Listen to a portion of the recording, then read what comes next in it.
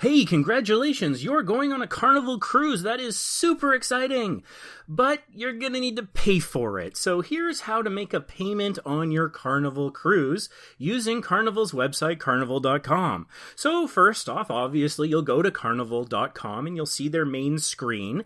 And in the upper right corner, you're going to want to click on Login, assuming you've already created an account, which you probably did as part of booking the cruise or as part of booking a previous cruise. When you click on Login, you'll get a pop-up where you can enter your email address or username and password to log in.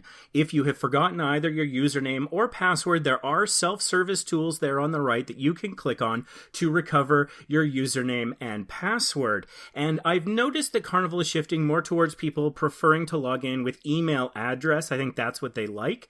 I think they think it's a little bit more secure than username. So that's something I've kind of noticed. So something to keep in mind if you have yet to create an account. Once you've logged in, you will probably see information for your booking at the very top. There's the cruise manager bar at the top there. As you can see, I've booked a 14-day transatlantic cruise, which I'm super excited about on Carnival Celebration. I can't wait to go.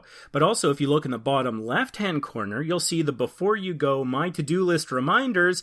I've got a balance to pay. So I'm going to do that. The easiest way to get to that screen is just to click on the pay balance option in the bottom left-hand corner. Now, don't worry if you're not ready to pay the full amount right now. That is okay. We can absolutely make partial payments. In fact, that's what I'm going to do today. So once you click on that, on the next screen, you'll see you can select to pay the full amount that is due. As you can see, I owe quite a bit on this cruise.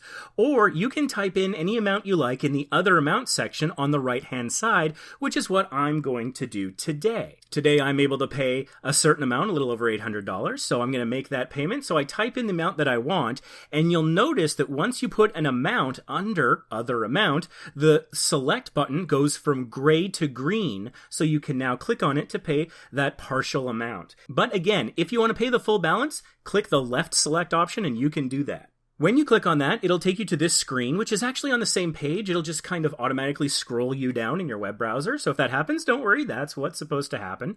You do have the option of splitting your payment across multiple credit cards, but to keep things simple today, I'm just going to pay with one. Now, the cardholder name often pre-populates with the person who made the booking.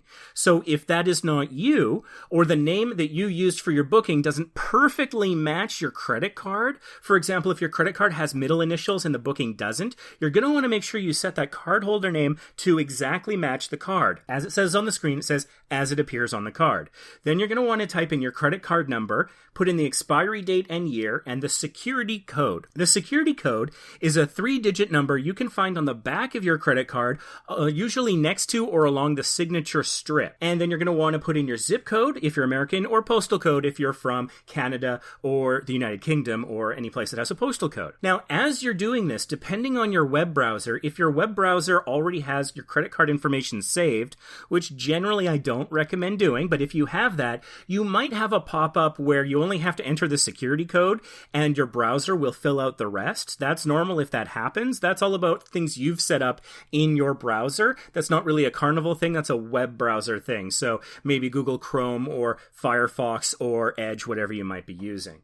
You do have to click on the I agree to the terms and conditions of the cruise ticket contract, as well as the cancellation policy checkbox, before you're able to pay. Even though the Pay Now button may be green, it won't let you go forward unless you click that box. You can click on the links there for the cruise ticket contract and the cancellation policy if you want to read them at this point. I recommend reading those beforehand or just familiarizing yourself with the general terms. We're not going to go into those today. We're just going to fill out the information and click Pay Now because we've got a payment to make. And once you do that, you will have this booking confirmation come up, and there'll be a confirmation code. I've redacted mine and other personal information for privacy reasons. But as you can see, the total price displays at the bottom, and it shows what my credit card was charged today, as well as the balance due and when the balance is due. That would be your final payment date. Now, it does say next steps to add guest information or set dining time. In my experience, even if you've already added the guest info and the dining time, this will still appear.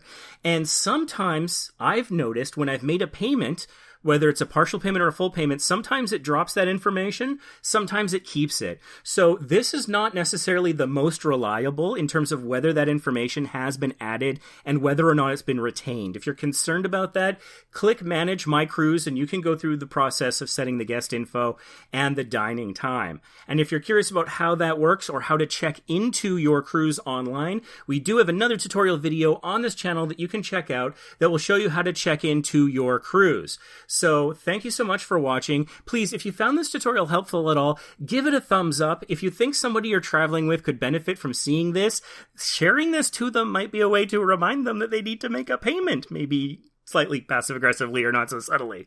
But just something to think about. If there's anyone you know that would benefit from this, please feel free to share the video to them. Maybe if it's in a cruising Facebook group or something where someone might find it useful. And if you are going on a cruise, you're probably going to want to subscribe to this channel. We've got amazing tips about where to find hidden decks, what kind of plugs to bring on the ship so you can plug in all your phones and tablets and devices all at once, even though there might only be one outlet. And we've also got tons of tips. We've got reviews on food, cruise ships, destinations, you name it. We probably got it. And let me know in the comments if you have any questions. Are there other tutorials that you would like to see? Anything else you would want to know? Let us know, and we'll do our level best to try and get something to you that will explain it in a simple, easy to follow way like this video tried to do. Thank you so much for watching, and we'll see you in the next video.